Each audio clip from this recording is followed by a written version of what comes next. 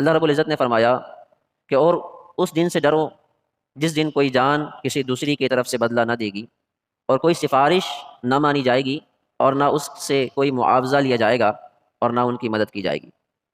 اس آیت مقدسہ میں رب تعالیٰ نے 4 چیزوں کو بیان فرمایا، یعنی مدد کرنے کے جو 4 طریقے ہیں ان کو اللہ رب العزت نے ذکر فرمایا۔ پہلی صورت یہ ہے کہ مدد کرنے والا جس کی مدد کر رہا ہے اس کو زور بازو سے چھڑا لے، اس کو نصرت کہتے ہیں، پہلی قسم۔ دوسری صورت یہ ہے کہ مدد کرنے والا اپنے ساتھی کی سفارش کرے، اس کو شفاعت کہتے ہیں۔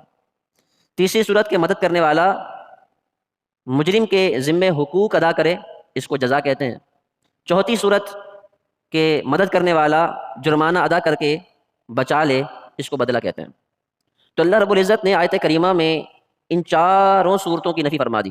کیا فرمایا؟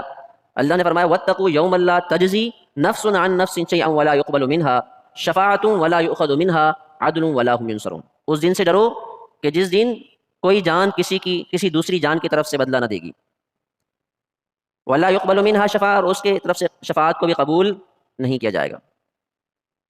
اور اسی طرح فرمایا کہ وَلَا يُؤْخَذُ مِنْهَا، اور نہ ہی معاوضہ لیا جائے گا، وَلَا هُمْ يُنصَرُونَ، اور نہ ہی وہ